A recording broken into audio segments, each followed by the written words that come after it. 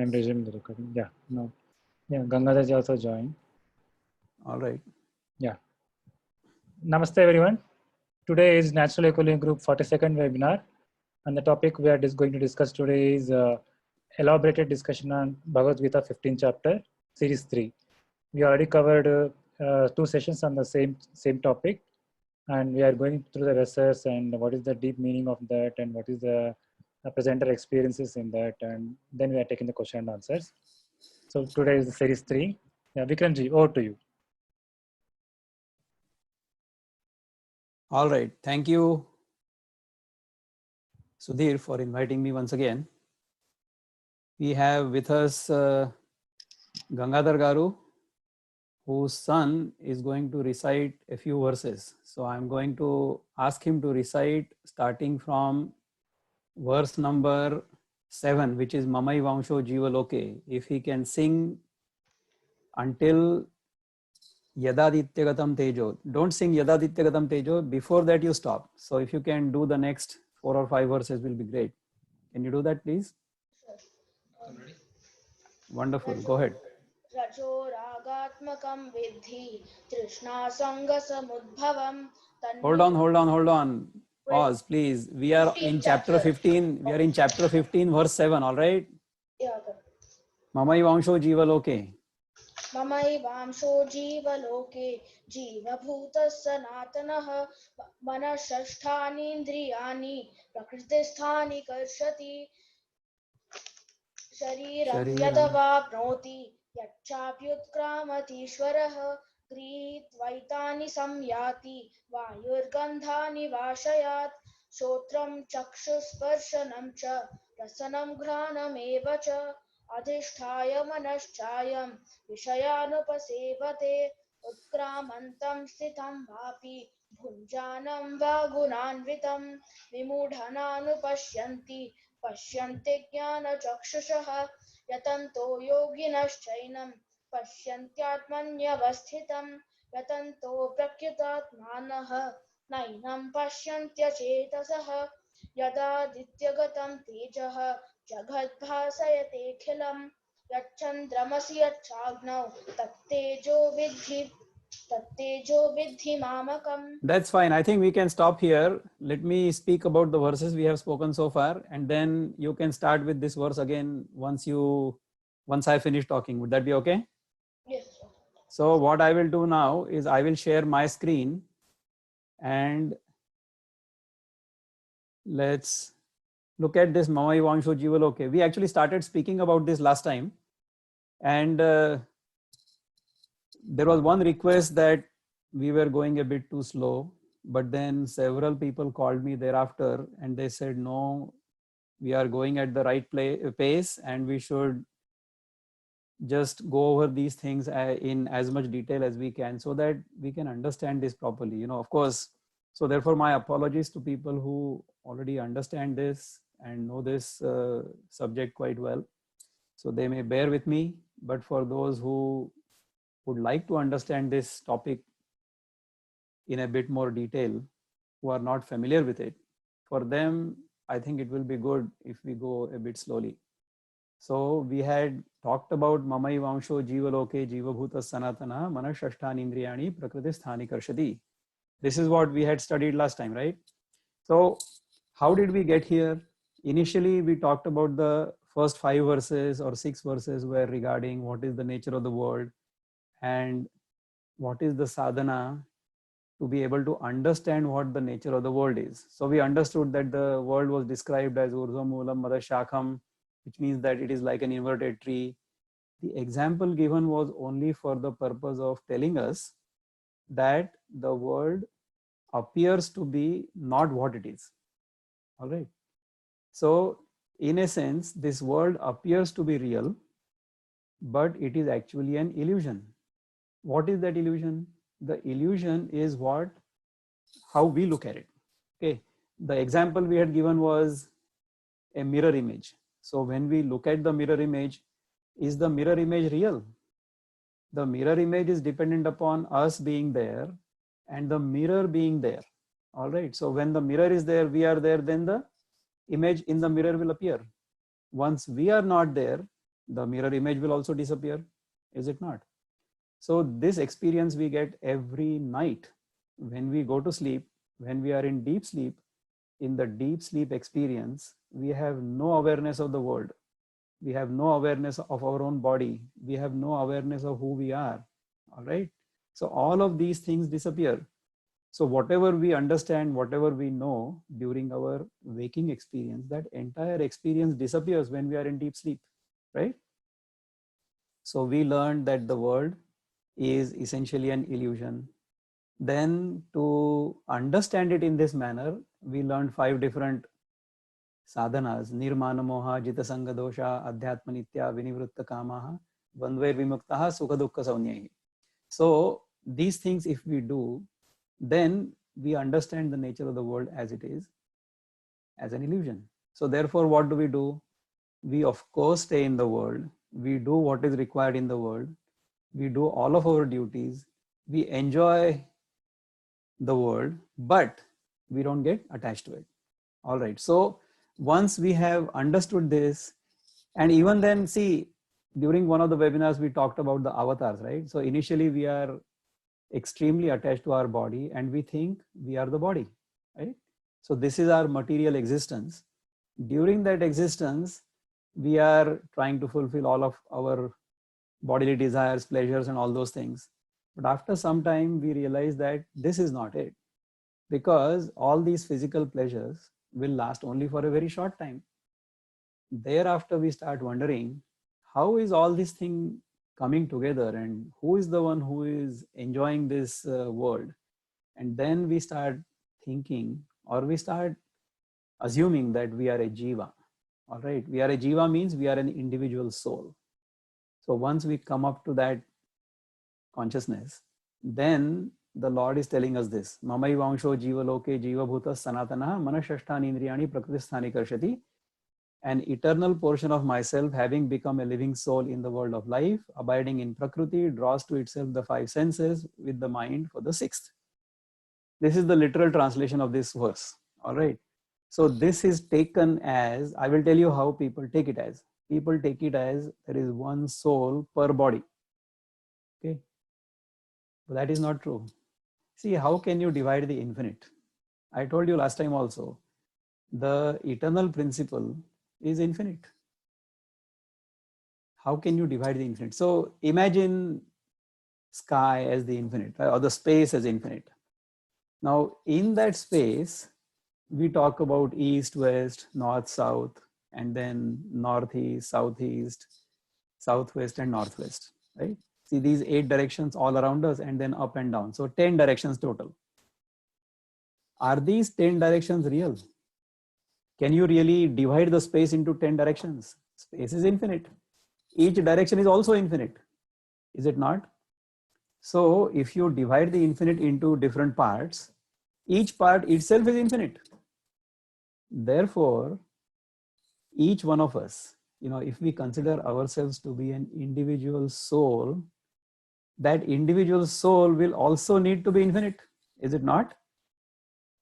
Most of us. And how do you relate one infinite with another infinite? So each one of you, say, if we say that you are an individual soul, right? And each one of you is infinite, and I'm also infinite.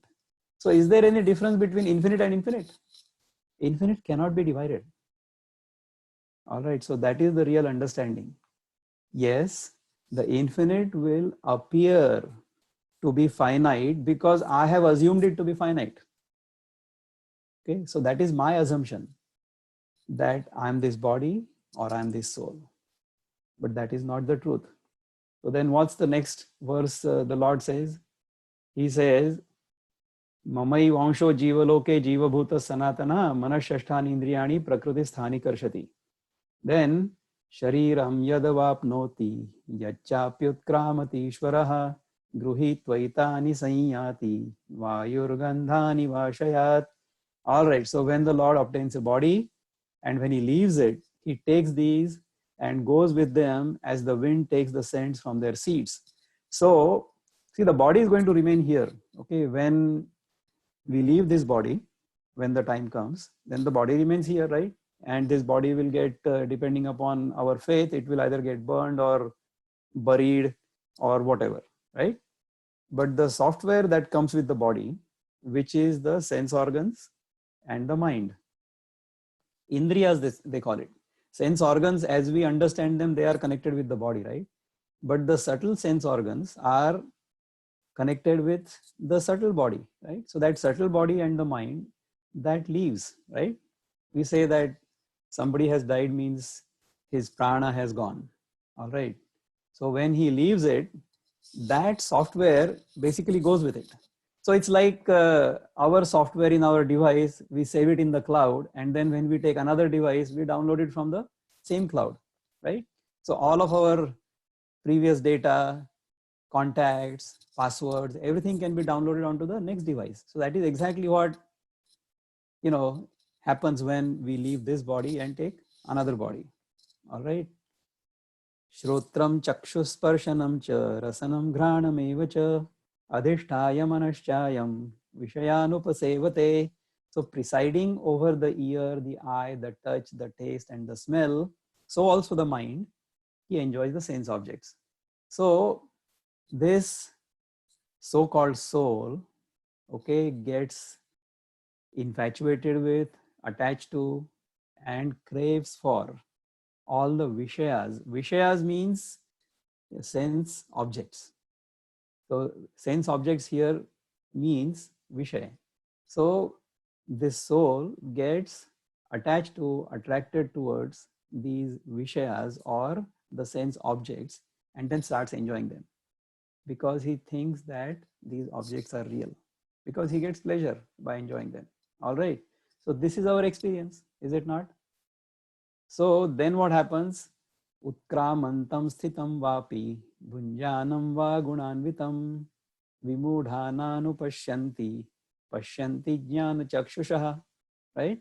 So him who departs, stays and enjoys, who is united with the gunas, the deluded do not see, but they behold who possess the eye of knowledge.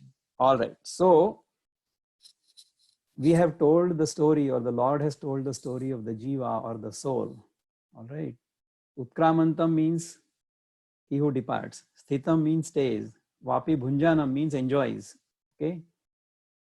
Va gunanvitam. Gunanvitam means he enjoys with the gunas. Gunas, we have talked about sattva guna, rajo guna, and tamo guna in the past, right? So under the influence of these three gunas, the individual soul will enjoy the world. All right. Now this is the entire story told about the jiva.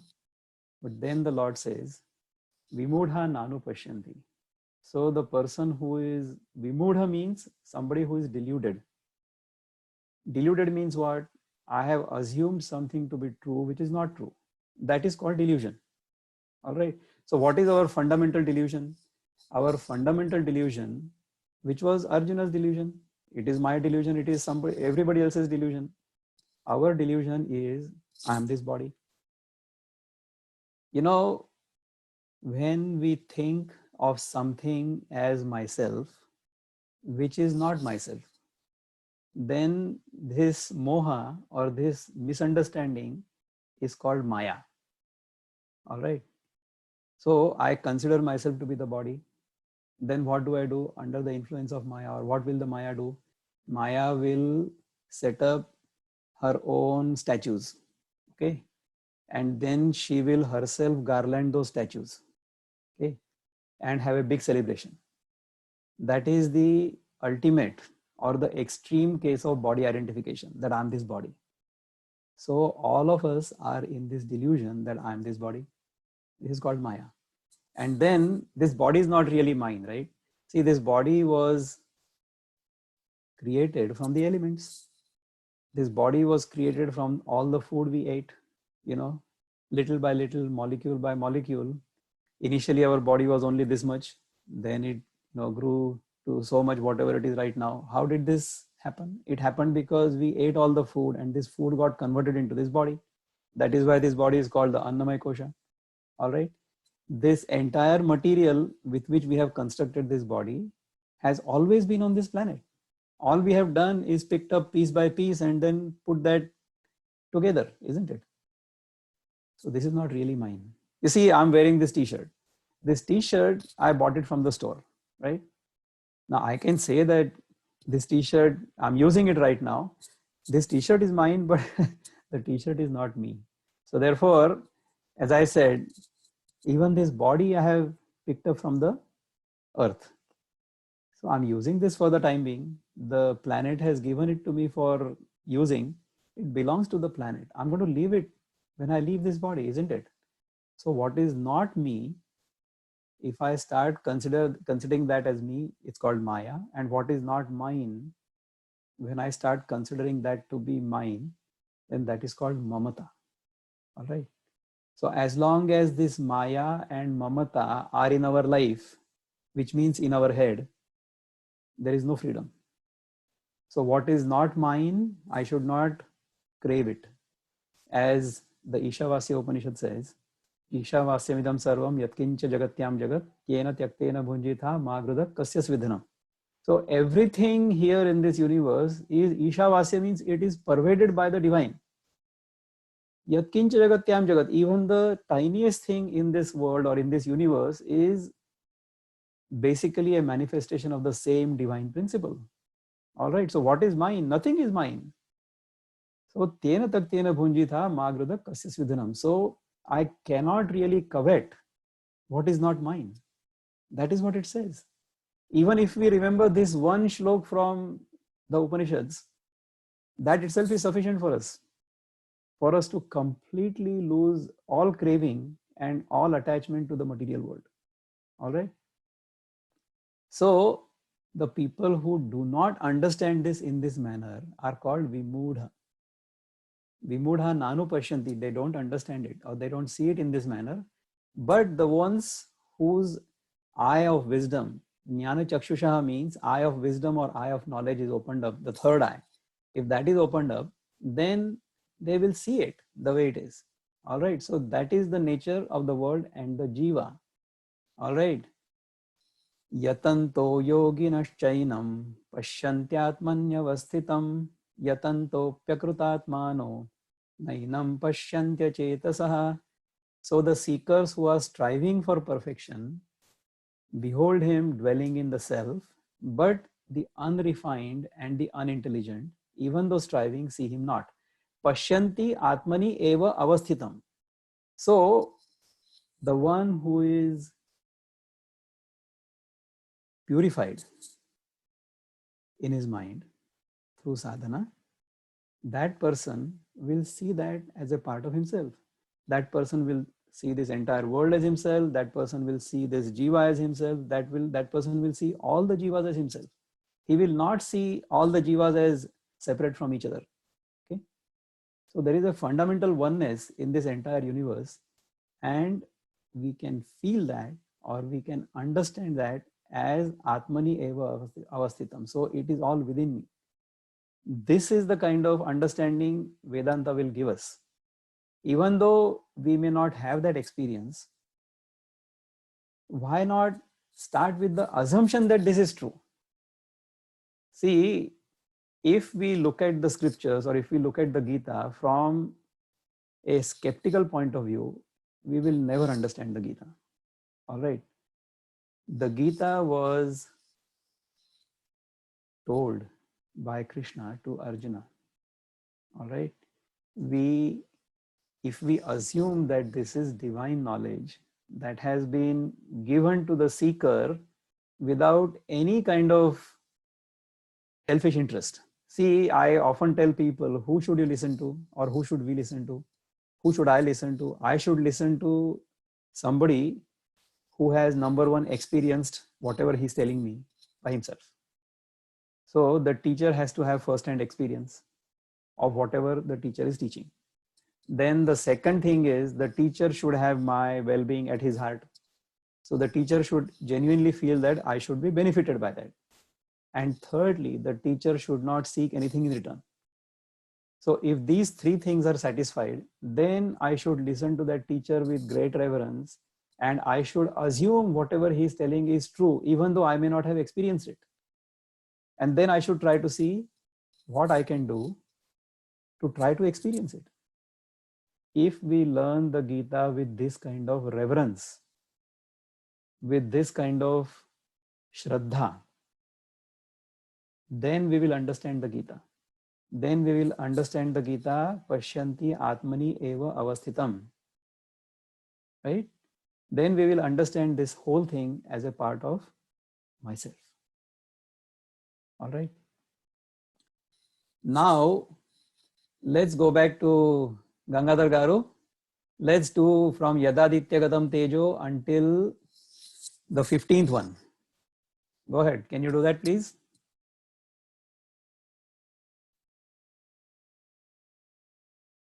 Gangadhar Garu, can you unmute yourself?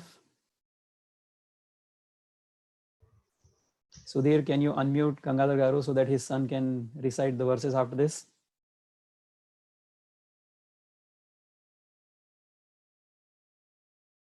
All right, go ahead. You are unmuted. Can you see? Yadaditya Gatam Tejo. यदादित्यगतं तेजो Jagadbhasayate-khilam. जगद्भासयतेऽखिलं यच्चन्द्रमसि यच्छाग्नौ तत्तेजो विद्धि मामकं गामाविश्य च भूतानि धारयाम्यहमोजसा पुष्णामि चौषधिः सर्वाः सोमो भूत्वा रसात्मकः अहं वैश्वानरो भूत्वा प्राणिनां स्तेहमाश्रितः प्राणापानसमायुक्तः पचाम्यन्नं चतुर्विधं सर्वस्य चाहं हृदि सन्निविष्टः मत्तस्मृतिर्ज्ञानमपोहनं च वेदैश्च सर्वैरहमेव वेद्यः वेदान्तकृत् वेदविदेव चाहम्. Okay, that's fine. So we'll stop here now. We'll go over these verses now and I'll try to explain what I understand from these verses. All right. So far the Lord has told us about the word, then he told us about the Jiva. These were both stories.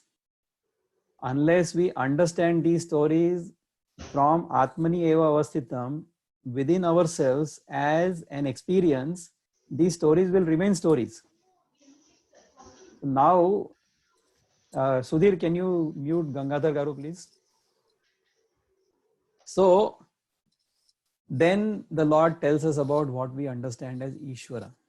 All right. So here he will talk about the Ishvara concept. He says, Yada Dityagatam Tejo Jagad Bhasayate Khilam Yat Chandramasi Yachagnav Tat Tejo Vidhi Mamakam. So that light which is residing in the sun and which illumines the whole world, and that which is in the moon and in the fire, know that light to be mine. Okay. Tat Tejo means the Teja means the effulgence or the light or the brightness in these three things is mine. So initially he talks about, see, we all are basically driven by the sun. So everything on the earth is because of solar power. So photosynthesis happens by solar power. So inorganic matter is converted into organic matter. Okay, it is converted into life. So the plants, through the process of photosynthesis, will collect carbon dioxide from the air, water, and through sunlight, carbon dioxide and water will combine to become glucose. That is the first fundamental biochemical reaction on this planet. That is the food for all other living entities thereafter. So plants will use that, we will use that, and then the biochemical cycles on this planet will go on. But they are driven by the solar power. So that's why the power in the sun or the light in the sun or the Teja in the sun is my Teja. All right. Okay, but the sun is too far away or it's too hot. Then the Lord says, okay, fine. The sun is too far away. Here it is. The Teja or the coolness of the moon is also me. Okay. But then, moon is also too far away. It's not easily accessible. So then what? Okay. The fire in your kitchen, or if you smoke, then in your lighter, all that is also my own nature, or the brightness is because of me. That's what the Lord is saying. Okay. Yadadityagatam tejo jagad bhasayate khilam yat chandramasi yachagnav tat tejo vidhi mamakam. Know that light to be mine. Okay. Then he says, okay, Gama Vishyacha Bhutani Dharayamya Mojasa Pushnami Chaushadhi Sarva Somo Bhutma Rasatmakaha. So, permeating the earth, I support all beings by my energy, and having become the liquid moon is actually Soma Rasa, which is the principle that nourishes all the herbs and all of us also through that. All right. So I do Pushnami Chaushadhi means, Chaushadhi here means Vanaspati, or the things that we use as food.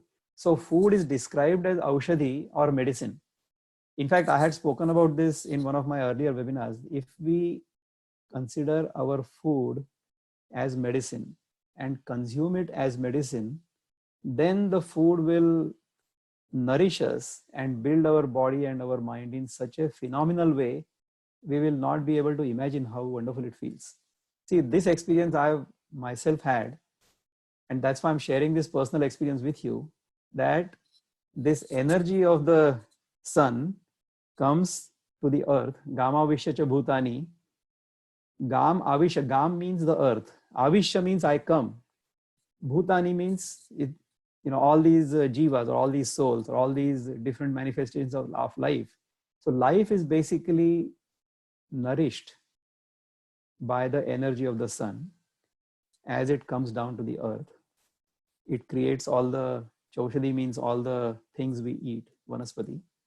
Sarva Somo Bhutva Rasatmaka. So the energy of, or the prana shakti of the food we eat, that is what permeates into our body, our mind, and nourishes us. That is how we get built, right? So this is what he says. So initially he says, okay, the power of the sun, the moon, the Agni, and then coming down to the earth, the power I gave to the Vanaspati or the food, and that nourishes us. That is what it means. So that is what the nature of the Ishvara is. All right.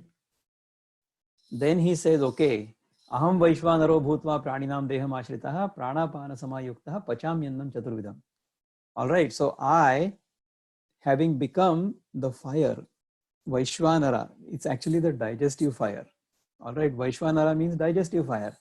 Abide in the body of beings and associated with prana and apana, digest the fourfold food. All right. So if we go back to our example of biochemistry, initially I told you that the first biochemical reaction on the planet is the photosynthesis. Carbon dioxide plus water become glucose. Thereafter, glucose has to be degraded all the way down to carbon dioxide. And see, initially, carbon dioxide and water are at a lower energy level. Because of the sun's energy, they are elevated up to glucose. Glucose has higher energy level. All right.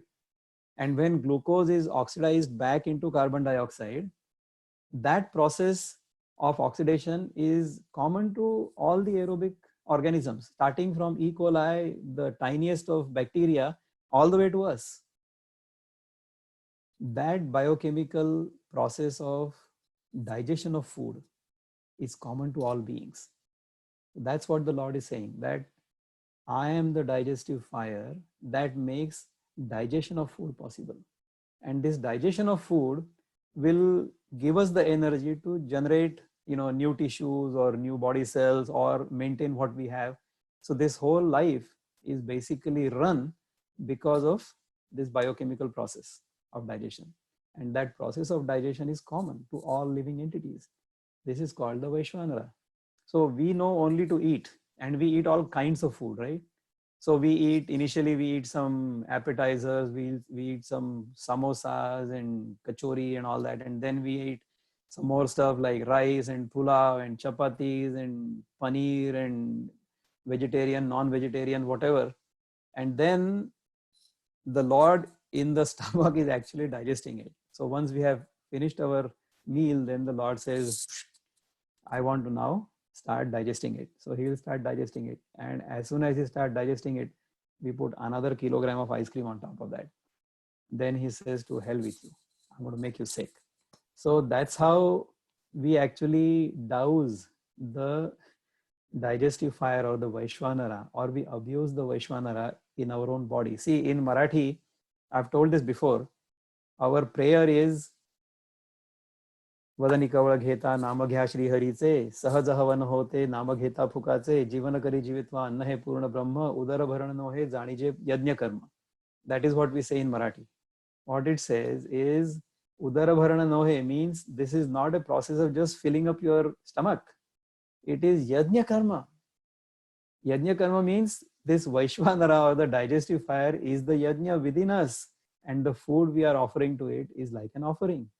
When we eat food in this manner, that is when the Vaishvanar or the Lord will actually digest it well, and he will say, okay, pranapana samayukta pachamyannam chaturvidam.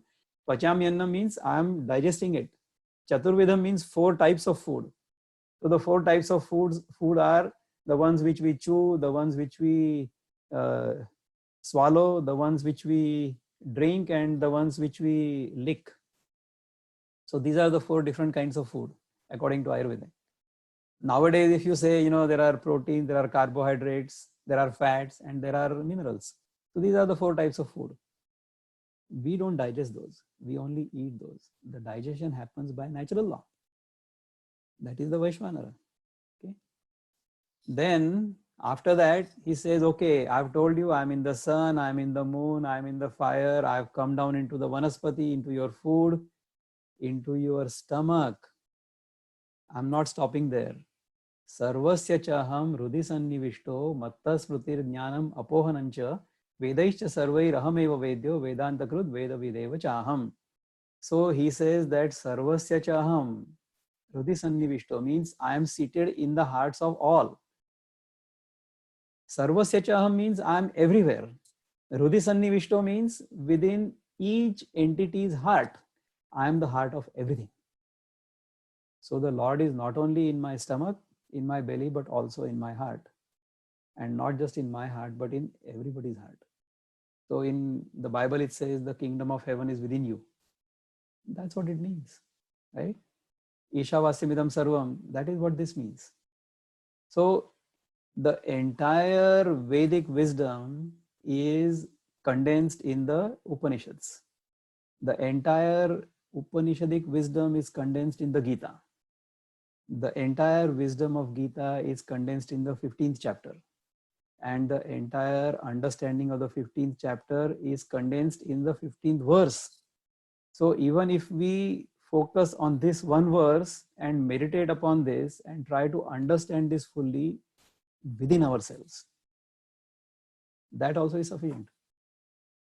Sarvasya chaham rudhi sannivishto matta smrutir jnanam apohanam cha. So what does that mean? From me are memory, knowledge, as well as their absence. I'll explain to you this in a bit more detail. Matta means I am or from me. Smrutir means memory or the dream experience. See, in our dreams, what happens? Whatever experiences we have gathered during our waking experience, we see them at random. All right. So some memory we will have of a long time ago that will appear in our dreams suddenly sometimes, right? The dreams have no logic really. So sometimes I will be a king in a dream, and the next time I will be a beggar in another dream.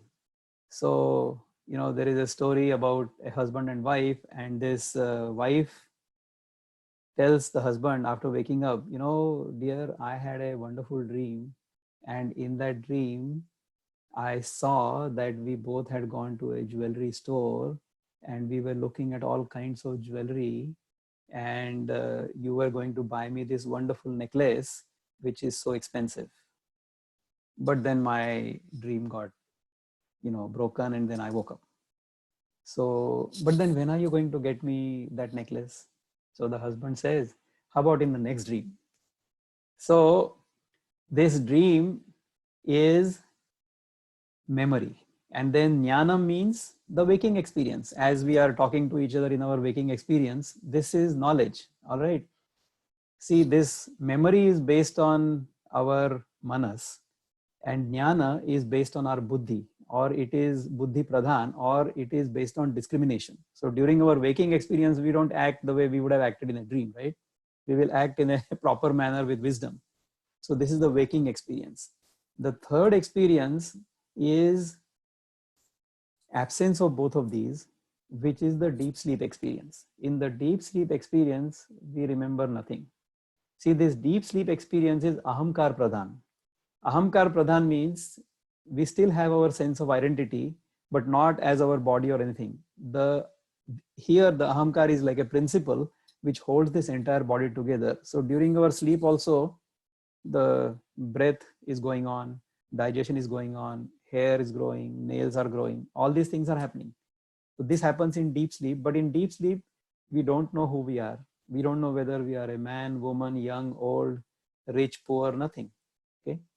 Deep sleep experience of each one of us is common, because in that deep sleep experience, we connect with our higher nature. So that's why we feel so relaxed after we wake up from a good sleep, is it not? So this is the apohanam cha, or that is forgetfulness. And cha means samadhi state. So most people will not understand it this way, but this is how my teacher or our Swamiji has explained. Cha means samadhi. So even in the samadhi experience, I am the one who is present. Okay, so I am in dream experience, waking experience, sleep experience, as well as the samadhi experience. So once we get up from the sleep, we say, today I had good sleep, but in between I had bad dreams. So how can I, the waker, say this statement or make this statement? Because I, the waker, was not present during dream or deep sleep, isn't it?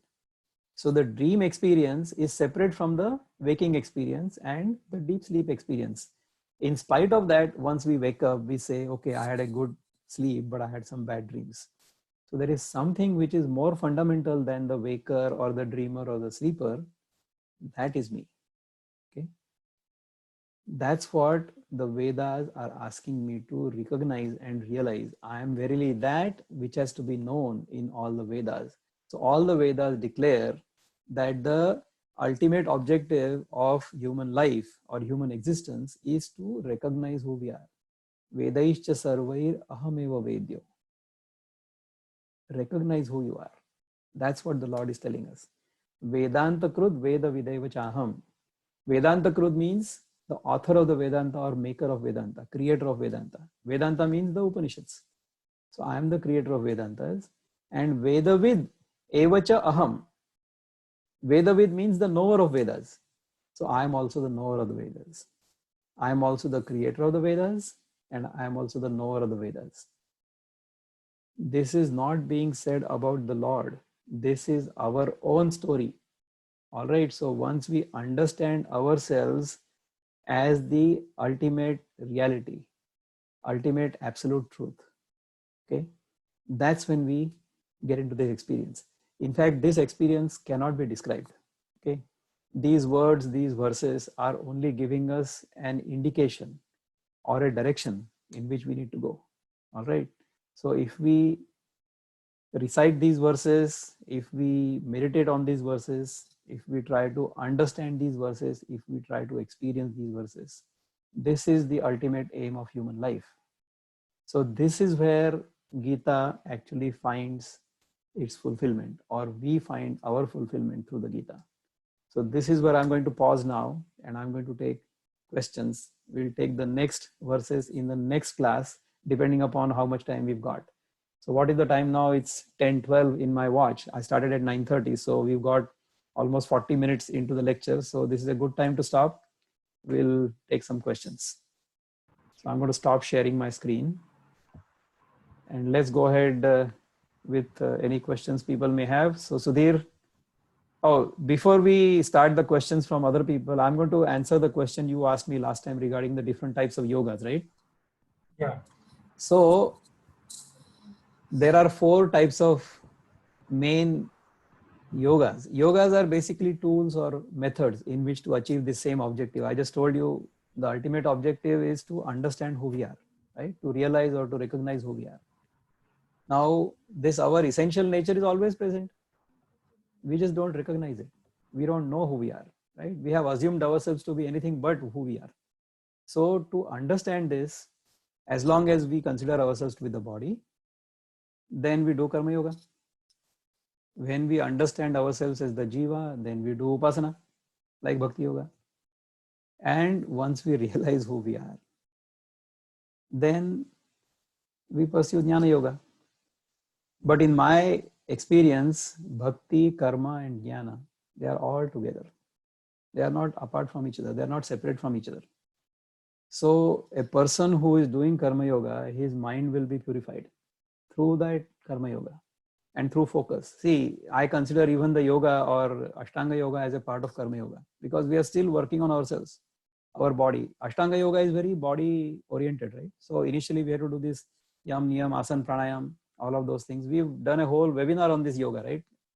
So this Karma Yoga and Ashtanga Yoga, they fall under the Karma Yoga portion of Gita. Then once we start understanding that there is something beyond this body, then that divine principle or the higher principle, more than what our body is, that towards that principle we become reverential. We start thinking of that as Krishna, Rama, Jesus, whatever. Once we start worshipping that principle, then ultimately we start wondering who this Ishvara or the deity I'm worshipping, who is he? Once we start inquiring that, that's when the Jnana Yoga starts. Okay. So now, Sudhir, to answer your question, who is the best guru for this? It depends upon where we are. So if I happen to be in my body consciousness, I seek a guru, or a guru who is going to teach me that will come in my life. All I have to do is to purify myself. See, all of this discussion, everything I'm telling you so far, or I have told you so far, or I'm telling you now, is all nice to hear as far as you are concerned. I'm telling you a nice story. None of this you may have experienced, which is okay. So listening to it first, understanding it, having Shraddha in it, that this is the truth, and then working towards it. That is what each one of you has to do. I cannot do it for you. Okay? So sadhana has to be done by each person on his or her own. If you want to become healthy, I cannot go to the gym. You have to go to the gym, right? So after listening to all this, you can ask me what sadhana. So I told you the sadhana from the knowledge point of view is nirmana moha, jita sanga dosha, adhyatma nitya, vinivritta kama, dvandva vimukta, right? If you are a karma yogi, do seva. If you are a bhakti yogi, do upasana. You do chanting Hare Ram, Ram Ram, Hare Hare, Hare Krishna, Krishna Krishna, Hare Hare. That will bring your mind in focus. You will become focused and you will start wondering who Krishna is. Then you will try to figure out what Krishna consciousness really means. Once you realize that, then you will realize that Krishna consciousness is my essential nature. All right. So you may believe different things, you may understand different things, and you may know different things. And I have no qualms about it. I have no problem with that. I'm completely okay with it. Depending upon where you are in your life, you will find a proper guru who will teach you the next step. All you have to do is to do the homework for wherever you are. All right, so now we'll take questions. Sudhir, anybody who has raised their hands, let's unmute. Yeah, any question? Anybody raise their hands? I think I had earlier seen Pragna Ben's hand. So Pragna Ben, can you see Pragna Ben? Pragna Ben, can you please raise your hand once again, and then we will unmute you and you can ask your question, please. Sudhir, can you see Pragna, Pragna? Anyway, until you find her or she raises her hand, let's go to Venkateshwarlu Garu. Good morning, sir. The basic question I am having is, am I audible? Yes, please go ahead. Great to see you. Thank you, sir. This reincarnation is there in Hindus only. There too in Bhagavad Gita. But in Vedas, it seems there is no reincarnation principle. That today I saw a video. That is another part. But other religions, they also claim that Jesus claimed that he is son of God, and Muhammad told he is prophet from God. So the same God three sources. One, Bhagavan Swayam, he tells in Bhagavad Gita, there is reincarnation. And same God's representative, they say there is no reincarnation. But same one God, two constitutions cannot be there. Some Hindus who believe they will have reincarnation, those who do not believe they cannot have, that cannot be there. How to reconcile these things? That is one thing. Another Okay. question also is there. I will see after this one. All right, good. So thank you for asking this question. This question will arise in our mind only as long as we consider this jiva or the individual soul to be real.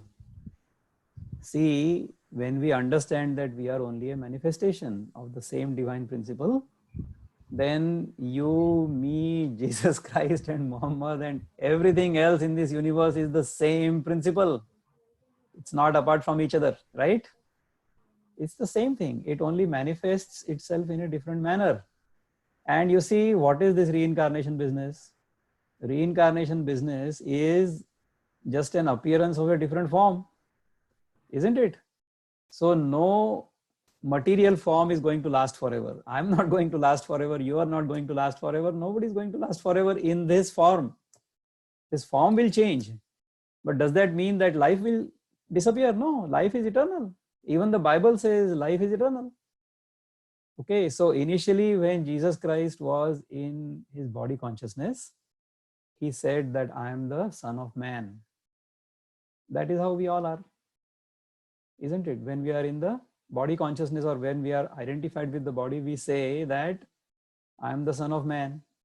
Then once Jesus himself elevated himself in consciousness, or his consciousness got refined, he started saying that I am the Son of God. So earlier I was the Son of Man, now I am Son of God, so I am a Jiva. Then Mamai Vansho Jiva Loke, you heard that, right? Thereafter, in the end, when he realized who he was, he says, I and the Father are one. Sarvasya Chaham Hrudi Sannivishto. That's what he realized. All right. So in my understanding, what Jesus Christ has taught in the Sermon on the Mount, you should read Matthew, the book of Matthew, chapters 5 through 8, 5, 6, 7, 8. You will see, he says, therefore be perfect as your heavenly Father is perfect. What does that mean? You realize who you are. Vedaishcha sarvair ahameva vedyo. So there is no difference in that. Okay, so any thought process that separates us from others is essentially erroneous or incorrect. Any thought process that unites all of us, that is the truth.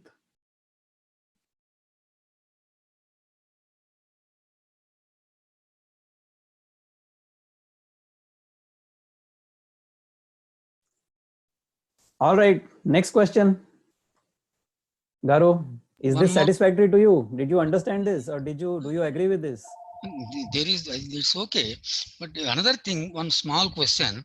He is the source of that Tejas, Surya Bhagavan or Chandra, whatever it is. And I am the user, or ultimately it is falling on me, that Surya Tejas. There is no way of requesting the God who is the source of that Tejas. Sir, I am unable to bear this so hot sun in the summer. Why don't you please adjust your temperature a bit 2 degrees less so that I will be comfortable. You are, after all, my father or whatever, you are my caretaker, everything. Tvameva mata pita, like that. But this little adjustment, can you not do? There is no way of requesting him. I cannot put forth. And same thing with Pacham Yannam. Sir, my son or somebody is suffering with gastric problem. Sir, why don't you adjust your digestive Vaisvana Agni a bit more so that he will be comfortable? There is no way of giving a feedback so that it can be corrected. It is only one way, given and left. There is no way of sending a feedback and requesting it. And All right, similarly, other so things also. therefore, yeah, go ahead. Other things also are like that only. These two, if are answered, the other things also will be answered. Okay, All sir. right. So I will try to answer these questions. So see, as long as we consider the Lord as separate from us, okay, we will keep asking these questions. As long as we see in our Shastras, what does it say? We are completely responsible for our actions, right? So whatever happens in our life is completely and purely and squarely dependent upon what we have done in the past.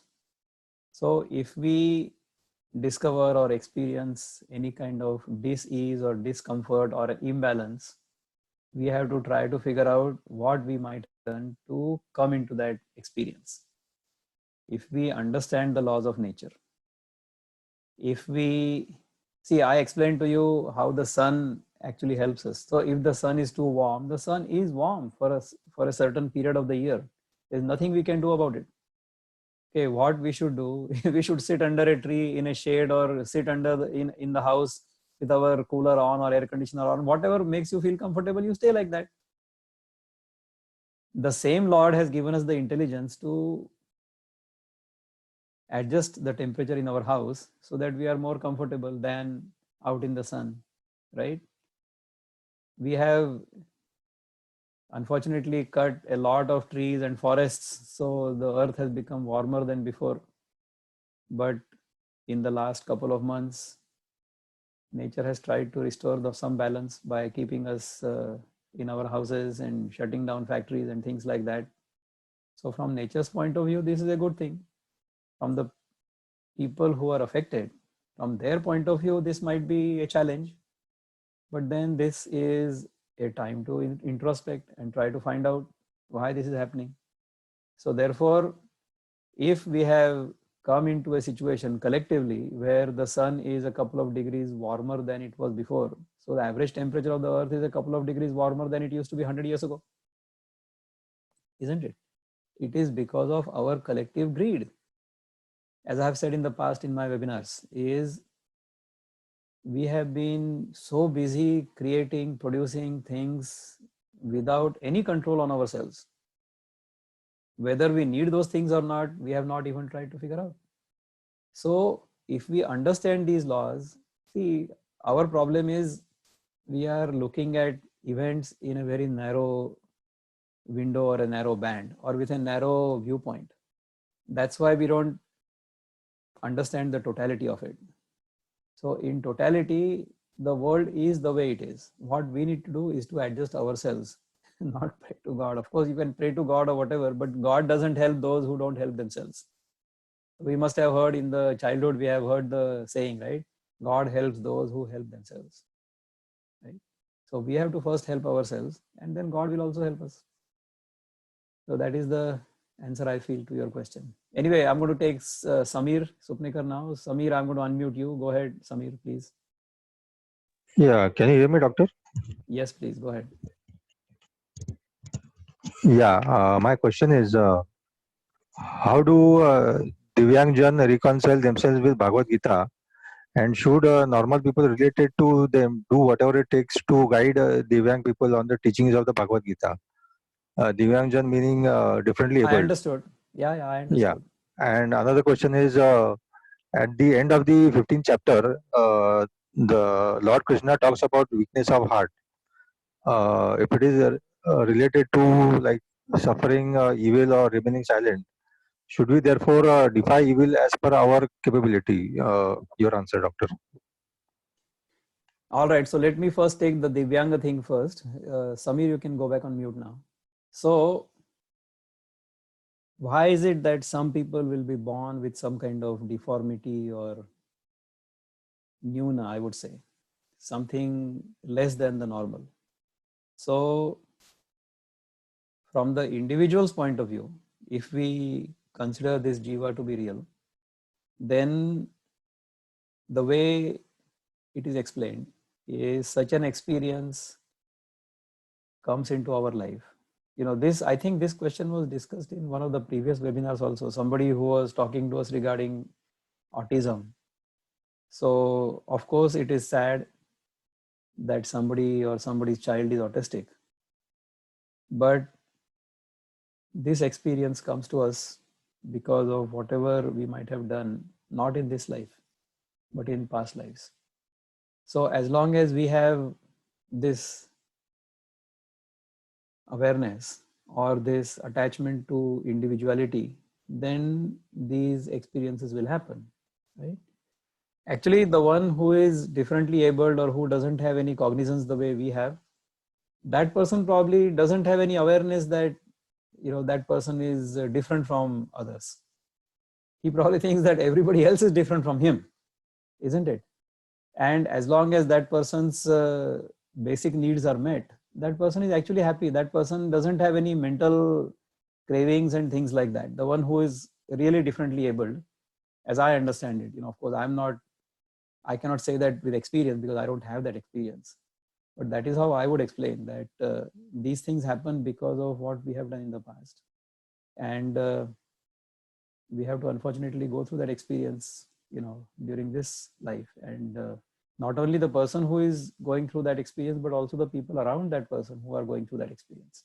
And we see so many people, even people who we know. One of our friends who was in one of the last webinars, his friend's son happens to be autistic. So challenging. But as I said to him during that time, these challenges we should look at as opportunities for us to grow.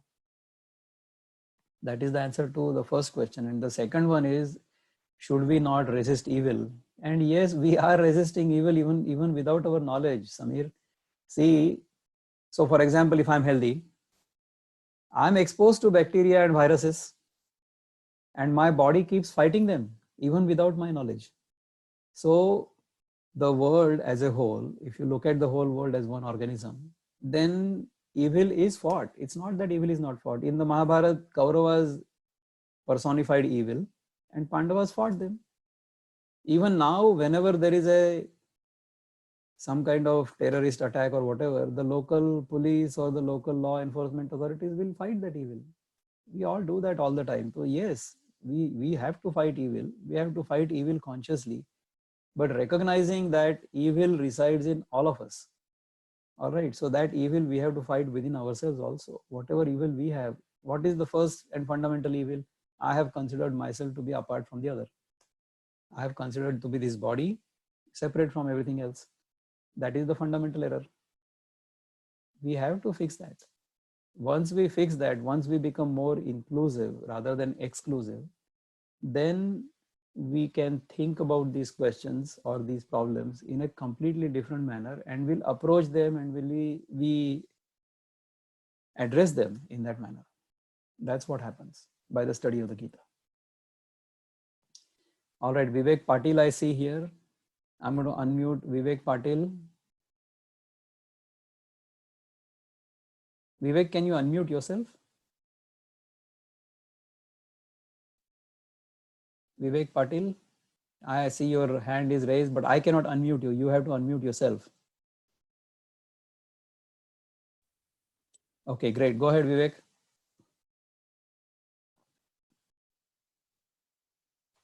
Yeah. Meanwhile, we'll take the next question. Hello, can you hear me? Yes, now we can hear you, Vivek. Go ahead, please. Yeah, the issue is that how to reconcile this divine grace and the self-effort, because there is always confusion that as per the Karma Yoga, we found that the self-effort is the ultimate thing, like as we are responsible for our own destiny, whatever we are responsible. But again, sometime in the Bhagavad Gita, the divine grace is to come. So how to reconcile these two effects? Please comment. Okay, yeah, great question. So, see, even in Karma Yoga, as long as there is a sense of doership, then the result of that karma will be accrued to us. So if I'm doing something and I have a sense of doership, I'm doing that thing, then the result of my action will be attributed to me, right? But in true Karma Yoga or in Nishkama Karma Yoga, the karma is done not with any attitude of doership or a sense of doership, but as a sense of service or an offering to the Lord. All right. So once we do that, then that is what purifies our chitta. All right. So we should keep doing that. And while doing that, you will realize, or I have realized in my experience, that the divine will actually help us in achieving our objective. I experience that all the time. So I keep telling people that our hetu or sankalpa has to be pure. Pure in the sense, I should not have any selfish desire or a selfish motive in doing whatever I'm doing. That is karma yoga. So if I do my profession, do my office work selflessly with the benefit or the interest of the totality or the organization or humanity in mind, then that karma yoga, that effort I make, is aided by the divine. So divine grace will appear and aid us only when we do our duty with a total sense of dedication and inclusiveness, has been my experience. So that's a great question. Thank you so much for asking. I have Galaxy Note 3. I'm going to unmute. Or Galaxy Note 8, I think. Galaxy Note 8. Can you please ask your question? Yes. नमस्कार doctor. खूपच छान तुम्ही explain केलं पुरुषोत्तम योग.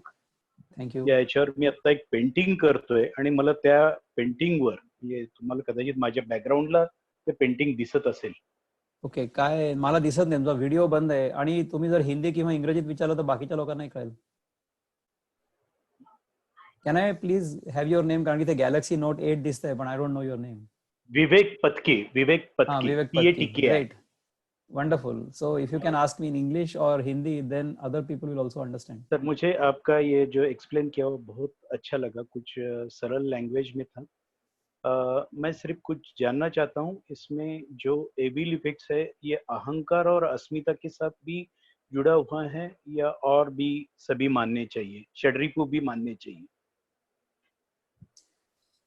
षड्रिपु मानने चाहिए या नहीं चाहिए? षड्रिपु तो मानने चाहिए. और अहंकार और अस्मिता ही मानने चाहिए या षड्रिपु के साथ? अहंकार और अस्मिता, अहंकार और अस्मिता दोनों जो है ना, वो हमारे अपनी मान्यता पर आधारित हैं कि मैं अन्य से भिन्न हूं. इस मान्यता पर आधारित है. मैंने जब तक अपने आप को अन्य मान लिया है, as long as I have understood or assumed myself to be apart from the other or different from the other, that is called ahamkar. Okay. But once we realize who we are, as long as we are reading chapters 1, 2, 3, 4, 5, 6, 7, 8, all the way to 14 or up to 12, I would say, we still keep thinking that we are apart from the other. Okay. But when we go beyond that, once we start understanding who we are and once we start practicing what we have learned, then that sense of ahankar actually disappears, is how I have experienced it myself. So the person who has truly understood the message of the scriptures or truly understood what 15th chapter means should theoretically have no ahankar.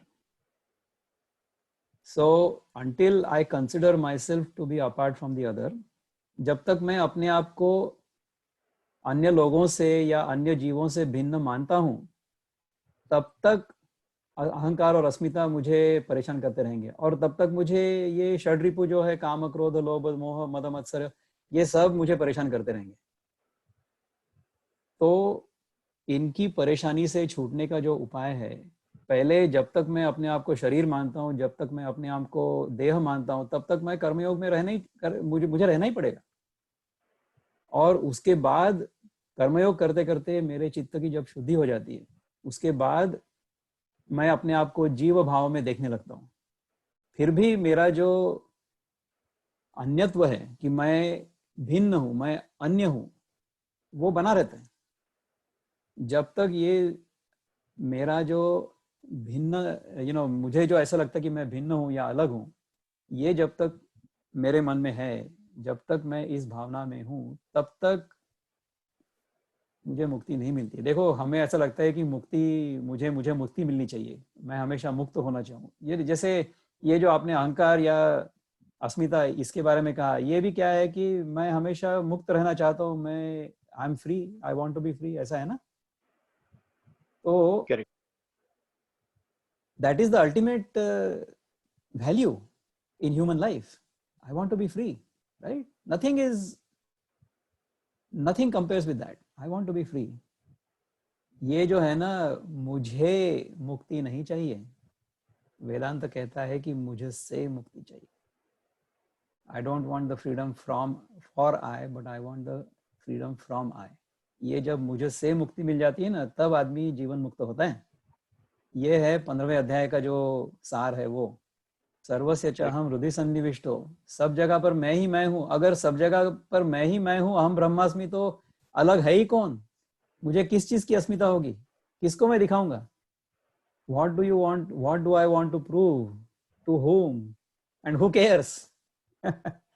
Isn't it? अगर अन्य कोई है ही नहीं तो मैं किसे क्या दिखाऊंगा? ज्ञानेश्वर महाराज म्हणतात की क्षेम देऊ गेले तव मीची मी एकली. पाया पडो गेले तव पाऊलची न दिसे. What does that mean? I have gone to God, Vithala, to bow before him. I am bowing before him, but I cannot see his feet. His feet have disappeared. I am the only one there. I have gone to tell him that I am doing well, but when I went there, I discovered there was nobody. I was the only one there. So me and the divine principle had become one. Hey, Advaita झाला होता त्यांचा. Okay. All right. So in that experience of Advaita, there is no ahamkar and there is no asmita. Thanks a lot. Thanks a lot. You are most welcome.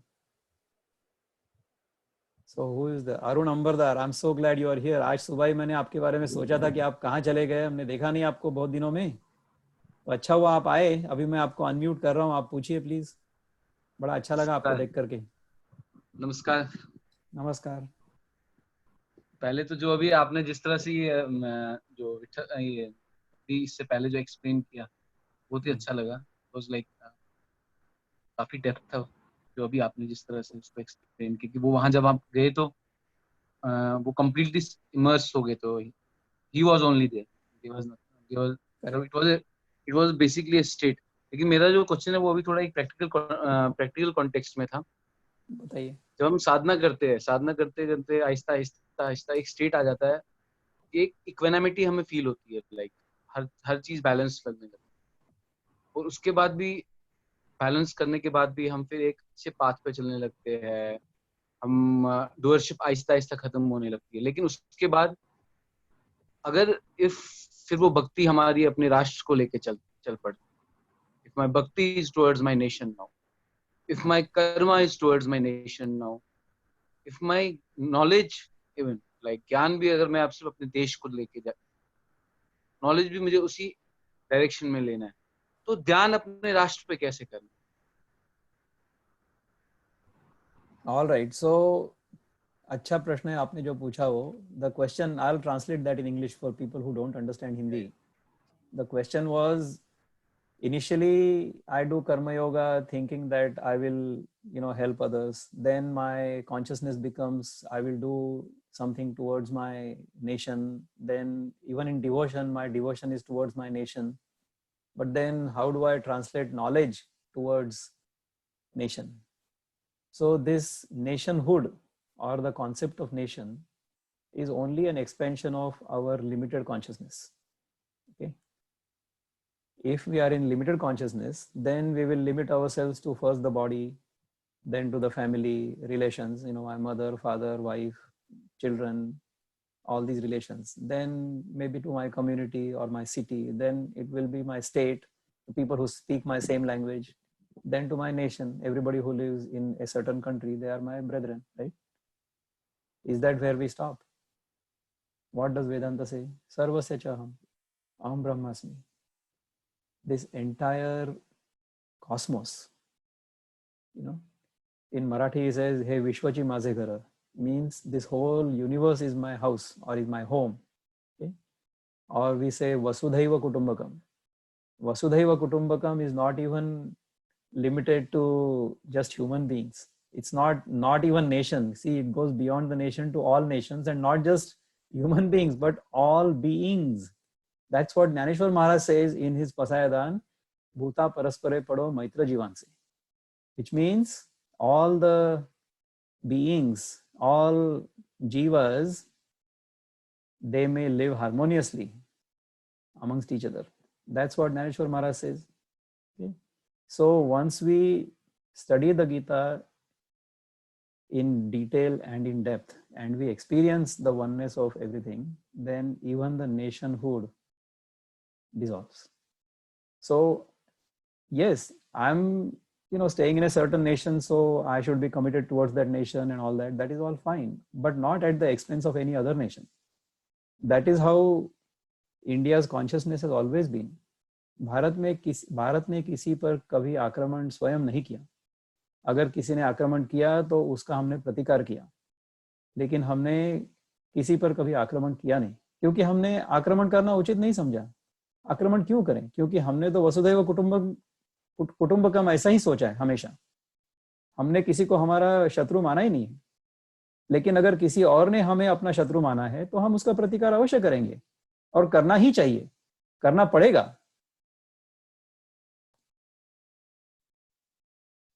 तो ये है आपके प्रश्न का उत्तर. अगर आप इसको सही समझते हैं तो अच्छा है, नहीं समझते तो हम दूसरा प्रश्न लेते हैं किसी और से. देखिए, ये मेरे जो उत्तर हैं, ये सारे उत्तर सभी को ठीक लगेंगे या नहीं लगेंगे, इस पर मेरा कोई नियंत्रण नहीं है, और मेरा ऐसा कोई आग्रह भी नहीं है. आपको मेरा प्रश्न, आपका जो प्रश्न है, उसका जो समाधान है ना, वो आपको स्वयं ढूंढना है. मैं तो आपको उत्तर दे सकता हूँ, लेकिन आपका समाधान नहीं कर सकता हूँ. समाधान आपने स्वयं ढूंढना है. So in English, I may answer your questions, but satisfaction or understanding your answer or trying to answer your question, you have to do it yourself. That's how you will be fulfilled. My answer will be only an answer, but unless you feel it from within or you experience it from within, it will not really fulfill you. So we haven't gone up to the ultimate, there are 5 more verses still left in this chapter. So we are going to take those verses. There is one more hand here by Ramesh Reddy. Before that, shall I take Ramesh Reddy? Before that, we have a couple of questions in the group chat. Yes. What is the purpose of our life? I mean, this frequently asked question in the webinars. Okay, so what is the purpose of our life? Can you please mute everybody, Sudhir?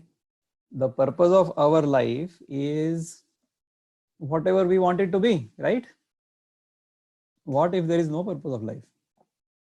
The Vedas have declared with great emphasis, Vedaishcha sarvair ahameva vedyo. All the Vedas have declared unanimously that I am the one worthy of knowing. So knowing myself, self-realization is the goal of life, all life. So we go through life, or we go through different life forms or life experiences only to come to this where we want to know ourselves. That is the only purpose of life, is to know ourselves. Ramesh, I'm going to unmute you. Please go ahead. Can you unmute yourself? Ramesh Reddy Alawala. I'm trying to unmute you, but it's not working.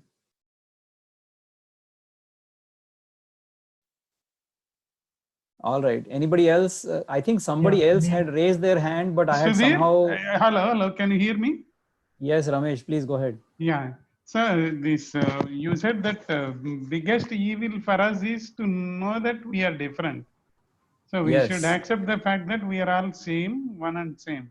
Yes. But how do we bring that into the real life, day-to-day practices? So can you suggest any guidance to say that we are constantly aware that you and me are same, so that we'll make life more harmony and peaceful for all the people surrounding us? Great. Wonderful. So thank you for asking this question. I'm delighted you asked me this question, because this is asked by many people. The sadhana I do, I told you in the 15th chapter, the sadhana is given. Nirmana moha, which means do not limit yourself in time, space and object. Jita sanga dosha means our error of assuming that I'm apart from the other and therefore desiring things. Jita Sangha dosha, so no cravings, no attachments, no expectations, no complaints. Adhyatma Nitya means what we are doing right now, contemplating on the self. Vinivritta Kama means going beyond desires. Dvandva Vimukta means getting beyond the duality of Sukha and Dukkha, means when we are in a Sukha situation or in a happy space, then not get attached to it. And when we are in a not so happy space, then not crave for the happy space. You know, you do whatever is necessary in whatever space you are in, whatever situation you are in, and not be overly excited about good situations and not be overly perturbed about bad situations. So this is the sadhana. But forget about all this. Before you can understand and start doing any of these things, what I would suggest, what I do or I have done myself and why I can continue to do is do not eat until you are hungry. You do that just one sadhana for 1 week, then see what happens. I keep telling this all the time. See, all of our cravings are because of we don't have any control over our tongue.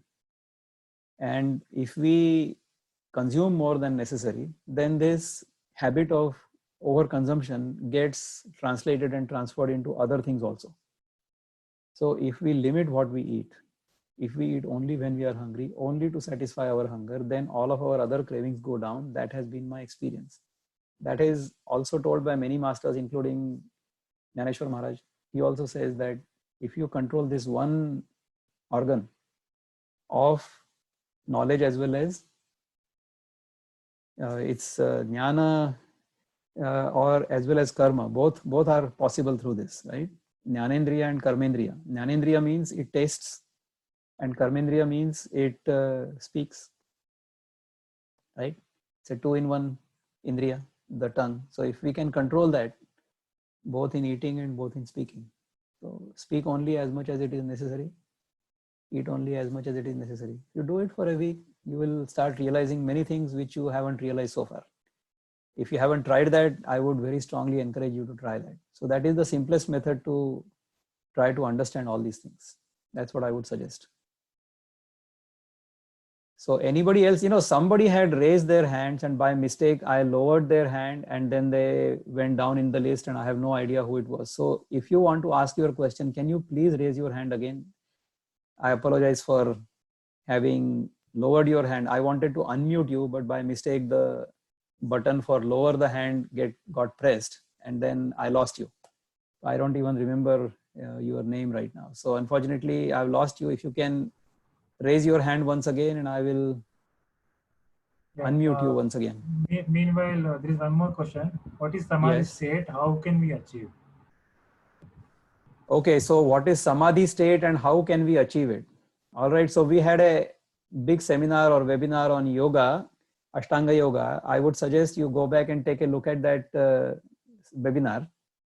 In that we talked about Samadhi. Samadhi is the last stage in Ashtanga Yoga, which is a state of complete equanimity. And how can you achieve that? See, Samadhi is like the 8th chapati we eat out of 1, 2, 3, 4, 5, 6, 7, 8. That 8th chapati will fulfill us only after we have eaten the first 7. Otherwise, if you eat the 8th chapati first, will not do anything. So that's why we have to go through the entire steps of yoga: yama, niyama, asana, pranayama, pratyahara, dharana, dhyana, samadhi. Then samadhi will happen. So I would suggest you take a look at that earlier webinar, and then if you have any questions, by all means contact me separately and I'll be happy to talk to you about it. So samadhi is possible, but after many steps are taken. One more question. How will we know when we have got or achieved self-realization, and after that, what is the purpose? Okay, so this question I think was asked in one of the webinars before also. How do we understand we are self-realized? I should never say I'm self-realized. Okay? As long as I'm in this body, I should continue to do my sadhana. But self-realization is like happiness. You know, if you chase it, it's like a butterfly. As I said earlier, see this butterfly behind me? It is right now sitting on my head, on my shoulder, right? It seems like. So when you don't chase it, if you are still and silent, it will come and sit on your shoulder. But how can I tell you whether you are realized or not? I cannot tell you. Like, you know, you are eating your food, but how can I tell you whether you are full or not? You will yourself know it. All you should do, or all I should do, or all we should be doing is doing our sadhana rather than seeking happiness or seeking samadhi state or self-realization. You see, moksha or mukti or self-realization is not for me, but it is from me. So in the self-realized state, the meditator disappears. Only the experience of meditation remains without the meditator. That is self-realization. That is actual samadhi. Any other question, Sudhir? No, I think we are done with all the questions. Great, wonderful. So thank you so much for asking these intriguing questions, thought-provoking questions. Delighted to be here with you again, and I promise to come back next Sunday at the same time, 7 o'clock India, 9:30 US Eastern Time, my time. And we'll continue this discussion further. Last 5 verses we will say, and hopefully Gangadhar Garu and his wonderful sons will also come back and recite those 5 verses for us. All right. Thank you very much. Enjoy the rest of your Sunday and have a wonderful week ahead. Yeah. Thank you all. Thank you, Vikramji, for making the complex things to understand in the simple terms. I know many times we'll go through these verses and definitions and quotes, but we really don't understand what is the in-depth meaning unless someone gives a explanation in a very subtle manner which we can understand in our wavelength. Thanks for sharing your experiences, and thanks for the participants for joining us today. Thank you all.